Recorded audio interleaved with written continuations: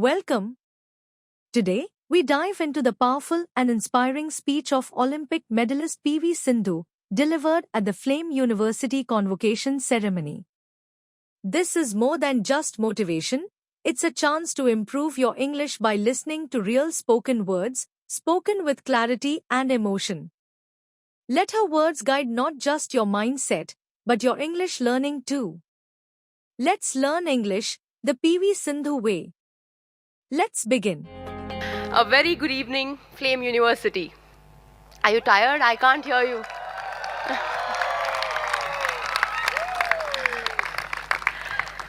To the respected Vice Chancellor, the Flame Governing Board, Nimish Uncle, the incredible faculty, proud parents, doting grandparents, lifelong friends, and most importantly, the graduating class of 2025.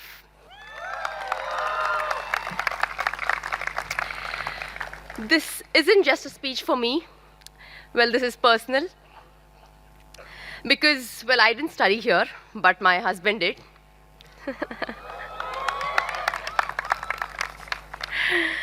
But ever since we met, Flame hasn't stopped showing up in my life. My husband is from here. My manager, Anant, is from here. Some of his closest friends are from here. His bike is from here. His heart is from here. What can I say?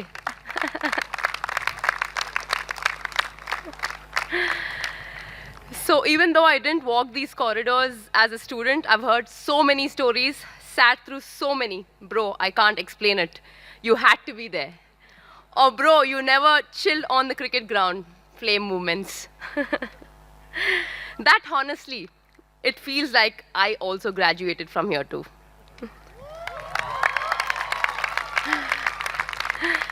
And the cherry on top, my husband never attended his own graduation ceremony. It fell on the same day as his parents' 25th anniversary, and he chose them, of course.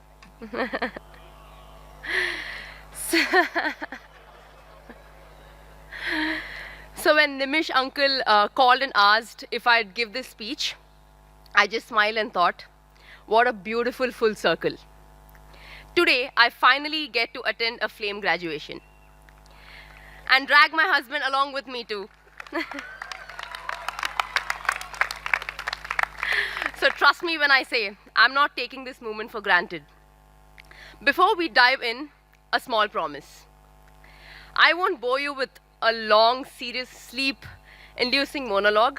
Already it's been a long day, I understand. So please bear with me. I know you all been waiting to toss your hats, take 4,000 pictures, photos, post captions like, next chapter begins, or she believed she could, and maybe open that very chill bottle of water, guys, water.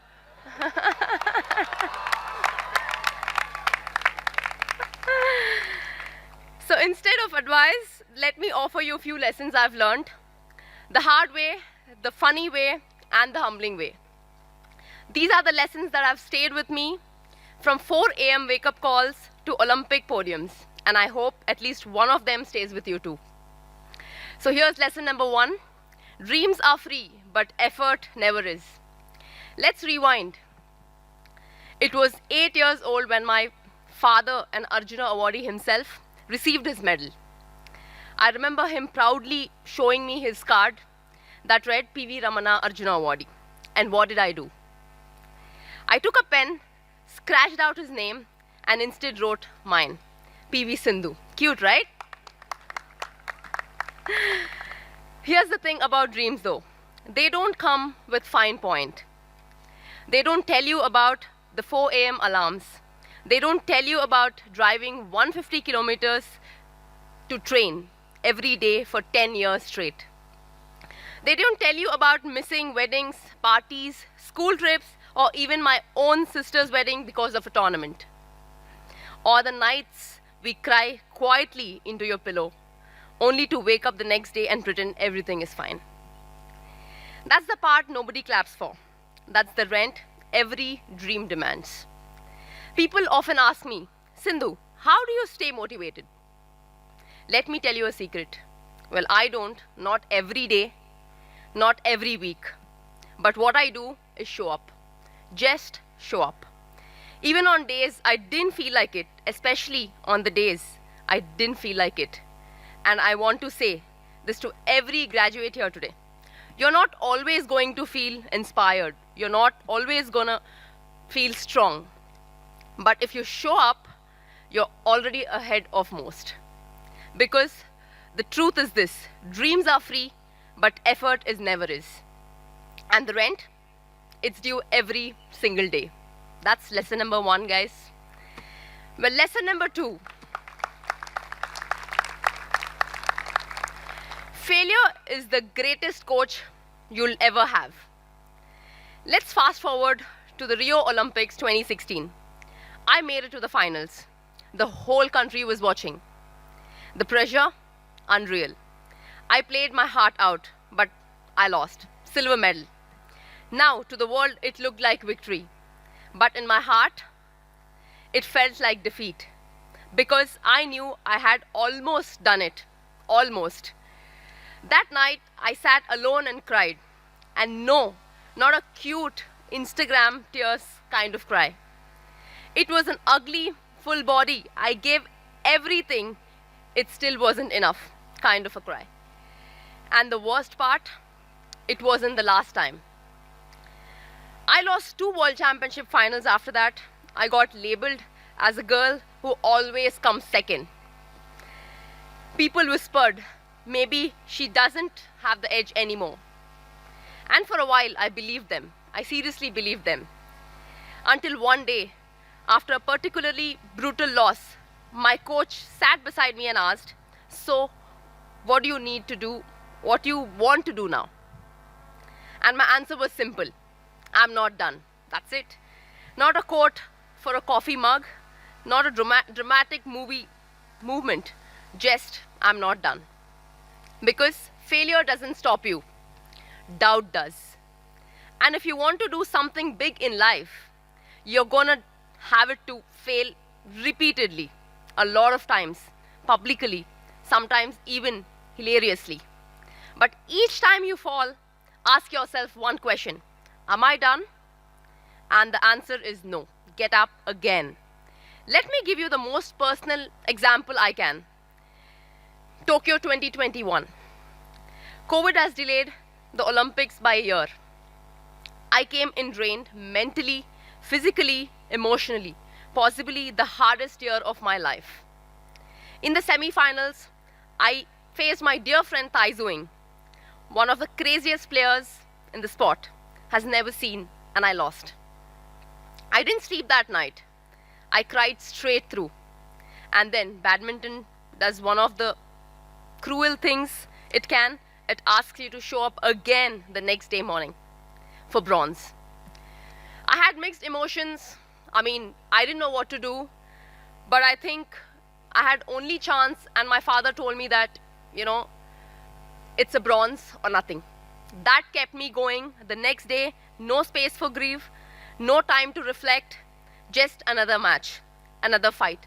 But somehow I did it, and I won that bronze medal for the country. And I'm proud to say that I'm the only badminton Indian woman to get 2 Olympic bronze medals.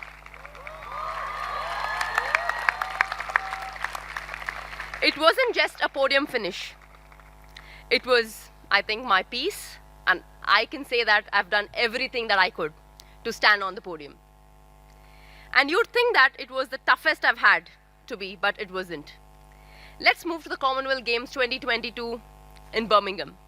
I've had a great year, 3 titles already, but there was 1 medal missing from my cabinet, Commonwealth Gold. I've had bronze, I've had silver.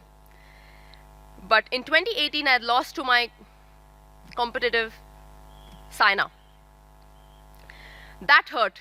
I wanted this one very badly. In the quarterfinals, I went for a jump smash and a shot I've probably hit 5,000 times in my life, in my career. It was one of the natural movements so far for me.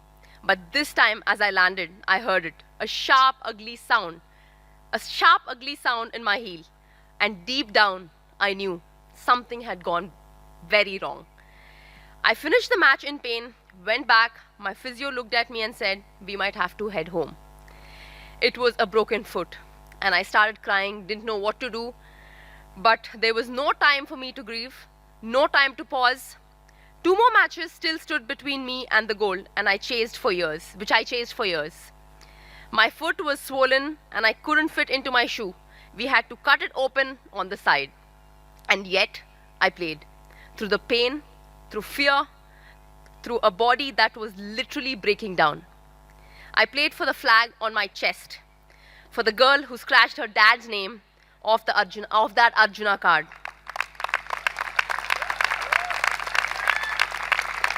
For the medal that had slipped away once before. To full matches, one shattered heel, one heart that refused to give up. And I won. That missing gold finally is mine. Sometimes you just show up after failure. Sometimes you show up while breaking.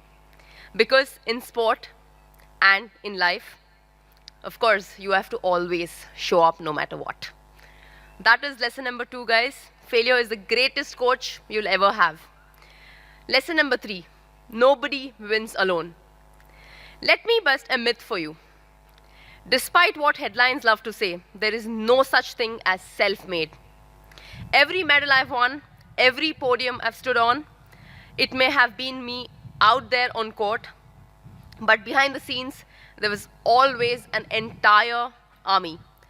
Coaches, physios, trainers, parents, friends, mentors, teammates, drivers, cooks, messieurs. People who believed in me, sometimes even on the days I didn't believe in myself. My dad once told me, champions aren't born, they are built. Brick by the people around them. And I've lived that truth every single day. When I was 13, my coach made a few of our juniors sweep the court before practice. Well, at that time, I thought it was a punishment. Later, I understood. He was teaching us that no role is beneath you while you're building up something great. Humility was the first lesson. Years later, before the Rio Olympics, my coach did something even more extreme. He took my phone away and sugar for whole 3 months. Yes, I know it sounds like a Black Mirror episode, I understand. But back then, he believed I needed total focus. And maybe he was right. I made it to the Olympic final. After the match, when I won silver, he handed the phone over to me and smiled and said, well done, now go order your ice cream. That little moment, the phone, the silver, the ice cream, that was our gold. See, the world celebrates the player, but I know better. I've been built by early morning rides, late night pep talks, brutal losses, and quiet comebacks. But the faith of people who never asked for credit, but always showed up. So to you all, find your tribe. Find people who cheer for your small wins, sit with you through your meltdowns, and of course, challenge your ego and show up even when the lights are off. And more importantly, be that person for someone else. And I'm sure there will be people for you guys when you're at your low and who will always support you. And more importantly, of course, even love, if you're lucky enough to find it, becomes part of your team. My husband, who is here today, is not just my partner in life, he's my mirror, my late night soundboard, my unofficial coach, my emergency joke writer, the one person I can cry in front of when it really hurts. So of course, I would give a hats off to my husband here. Thank you Data for always being there for me. Because of course medals are nice and podiums are great. But knowing there's someone in the stands who would clap for you, even if you lost every match, I think that's the win that matters the most. Because if there's one thing I've learned, it's this. You might win alone once in a while, but no one becomes great alone. No one. So I'm sure there is someone who is there for you always, no matter what. Lesson number 4, protect your joy. Well, let's be honest. In this hyper-connected, always-on world, it's so easy to lose yourself. We're all out here chasing things. Well, the next job, the next promotion, the next like. Even I fall into it sometimes, worrying about rankings, sponsorships, who said what headlines will come tomorrow. But here's what I've learned. You can climb every mountain and still feel empty at the top, unless you learn to protect your joy. For me, it's still the little things, like ice cream after a tough match, which thanks to our beloved Prime Minister Modi ji, is now apparently national policy. A guilt-free binge watch of some terrible reality TV, don't ask which one. Playing with my dog like we're both puppies, or holding my husband's hand on a quiet walk without being stopped every 2 steps for a selfie. That's my reset button. That's the world reminding me you're more than your results. In fact, there was a time I confused ambition with tension. I thought punishing harder meant caring more. But you know what? Peace is productive. Laughter is fuel. Joy is discipline. So whatever your version of joy is, protect it fiercely. Make space for it. Fight for it the way you fight for success. Because ambition might get you there, but joy is what keeps you going. What keeps you going? No matter what, just be joyful and just keep going every single day. Don't let medals, titles, or the grid steal the very thing that makes you human. Because when the applause fades and the spotlight moves on, it's quiet moments of joy you'll go back to.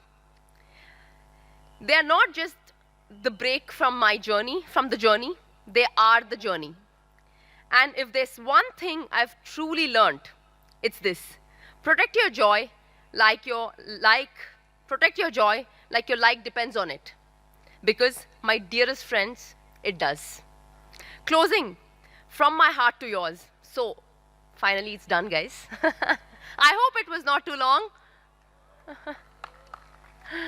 So, to the class of 2025, well, some of you will take off like rockets. Some of you will feel stuck before you even start. Most of you, you'll do both, sometimes in the same week. There will be days you feel invincible and nights when you feel invisible. But through it all, show up. Just show up. When it's easy, when it's exhausting, when you're winning, when you've lost everything, when you believe, and especially when you don't. Because yes, winning is beautiful, winning is very beautiful, but becoming someone you respect, that's the real gold medal for you.